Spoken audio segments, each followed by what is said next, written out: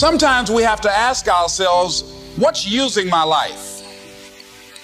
Heard a guy give a lecture one time that says, we are today what we were when. And he was talking about the fact that we, to a great extent, behave, think, react because of some previous experience that we've had.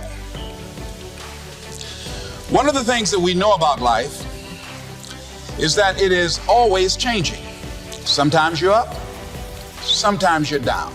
Sometimes things go real well, and sometimes they don't. Sometimes you're happy, and sometimes you're sad. Now that's that thing called life. And when we begin to understand and know that, accepting that reality that we will never ever have things just on an even keel all the time, that you're going to have some ups and you're going to have some downs. But during those down moments, that's where the growth takes place. That's where the work is. Anybody can feel good when they have their health, their bills are paid, they have happy relationships, business is successful. Anybody could be positive then. Anybody can have a larger vision then. Anybody can have faith under those kinds of circumstances. Am I correct? See, but the real challenge of growth, mentally, emotionally, and spiritually, comes when you get knocked down. Somebody said that adversity introduces a man to himself or a woman. How you handle it, that's where the growth takes place. When I was facing some challenges, I had a guy say something to me, and I suggest this is one of the first things that you want to do when you're facing a challenge. You want to get unstuck. Evaluate where you are. Look at it. Assess yourself. Assess yourself and assess the situation. What brought you there? What role did you play? Earl Nightingale had a saying I liked. He said, all of us are self-made, but only the successful will admit it. What has brought you to this point? What did you learn from it?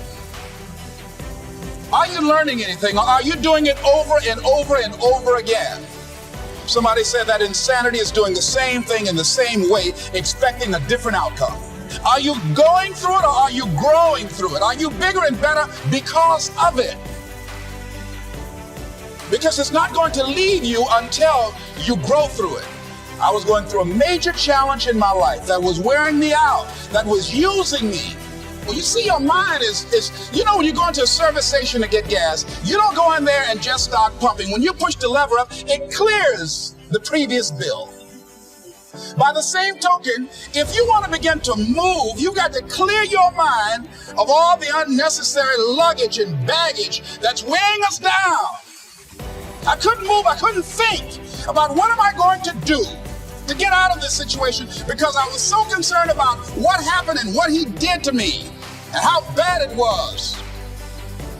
I was so stuck in that I couldn't even focus on what I should have done. Feeling sorry for myself and angry, none of that was taking me anywhere. So pretty soon I learned through effort, made a conscious, deliberate, determined effort. I had to let it go. I had to forgive it. Let it go and begin to focus on developing myself. And I say to you, you're going to have people to do things to you. Things are going to happen to you. And the most important thing to do is to harness your will and let it go and move so you can grow, so you can get on with your life. It doesn't matter about what happens to you. What matters is, what are you going to do about it?